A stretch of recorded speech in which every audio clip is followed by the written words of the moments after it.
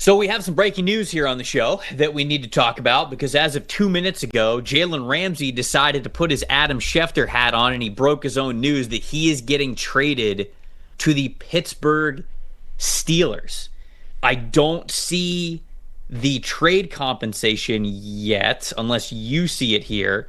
Ramsey will get a $1.5 million raise this season, right? Remember, his name was in the trade conversations this offseason because Ramsey was looking to get more money. Miami is where they currently are, and we've talked about this throughout the offseason. They're kind of in flux, right? They weren't in the business of signing people up to get paid more money. That's basically a put up or shut up year for everybody within the Miami Dolphins organization. So Ramsey sort of coming to them and saying, hey, I'm not going to play unless I get a raise. That was basically like a, hey, I want out. And I think that he knew that, his representation knew that. And so I think that we knew that this was coming and it was inevitable. But Dalton, before I find some of the trade compensation for this move, your thoughts overall about what the Pittsburgh Steelers are doing this offseason, because they've added Darius Slay, now they've added Jalen Ramsey, they moved on from George Pickens, they brought in DK Metcalf. Certainly it's a quarterback room that, you know, it's Aaron Rodgers for 1 year. What's the long-term outlook look? It feels like the Steelers just going all in. It really does feel like the Steelers are making these all-in moves with some of these veterans that are coming along. It's costing them a good amount to do it, but how do you think that this changes the dynamic of the AFC North, the AFC Conference, and do you have more faith in the Steelers relative to what you had for them before this move? I think it truly means now that all of the pressure is on Rodgers and the offense and Arthur Smith to put it all together, because you look at this Steelers team now, to me, when you came into this out of last season and into this offseason, this Steelers defense is really good, but cornerback was a huge weakness last year. It was Joey Porter Jr. and then a bunch of guys rotating in and struggling on the outside. And the idea was that, look, if you could just get rid of the football in a quick enough fashion that TJ Watt and those guys won't get to you, then you can tear up their secondary because they really struggle on the outside, especially at corner. Now you look at this secondary with Darius Slay added, with Jalen Ramsey added, with Joey Porter Jr. still as that third starter out there. I think now you start to talk about once again, this Steelers defense possibly being the best defense in football this year. I think what should happen is Slay and Porter are starting on the outside, and Ramsey is of the full-time slot player. I think you just stay in the nickel. You have Payton Wilson and Patrick Queen at linebacker. Ramsey, to me, he's always worked best when he can play both ways, right? Run and pass from the slot, be kind of that third linebacker / nickel corner, and that's what makes him so unique, right, is he can do all of those things with his size and his athletic ability. So I do think this Steelers defense has gotten a lot better. If they're the best defense in football, then you're not asking this offense to do a whole lot, but their secondary is way better than it was to end last year with Darius Slay in there and now with Jalen Ramsey getting in via this trade. Dude, you got some names on this Steelers defense now. Cam Hayward, TJ Watt, Jalen Ramsey, Minkah Fitzpatrick, Darius Slay, Patrick Queen.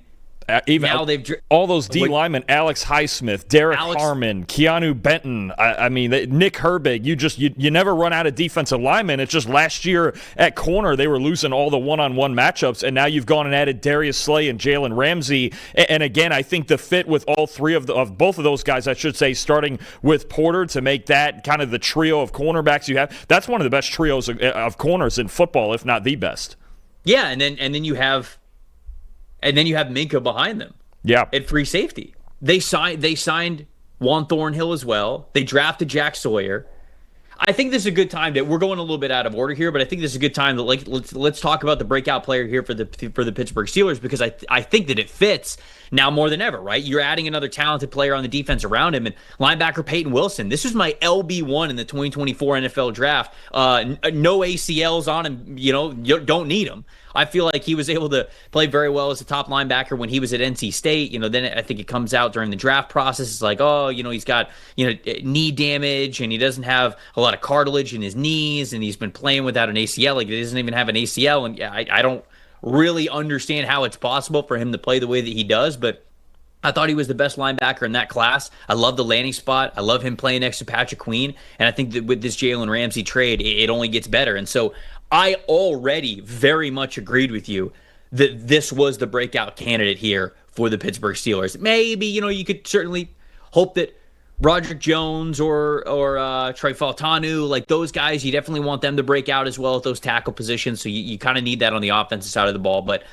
Payton Wilson, I think he is in for a major year, especially with this defense getting even more talented with Jalen Ramsey. And I think for me, you look at the potential of this coverage unit with Ramsey and Slay added with all the other pieces you mentioned, but Payton Wilson's a big piece of that too. He had the 8th best coverage grade of any linebacker in football last year, and after week 7, it was second behind Zach Baun. This is someone who's a terrific athlete, despite what you mentioned about some of the medical concerns in the draft. He should have gone a lot sooner than that based on his tape at North Carolina State, but I think you're talking about a potentially elite coverage unit at all positions, right? With Payton Wilson at linebacker, with those guys we just mentioned at corner, with Deshaun Elliott and Minkah Fitzpatrick back there at free safety. And now you look at, I think if you have a partner for Patrick Queen like he had in Roquan Smith in Baltimore, that's when he played best, right? Is when he had Smith next to him, and he just last year looked like it took him time to adjust to whatever young players were playing next to him. Peyton Wilson was next to him, and Landon Roberts, the veteran, was in there with him. But I think to have a consistent partner there, and then again, Ramsey acting kind of as that third linebacker in run defense as well from that nickel spot,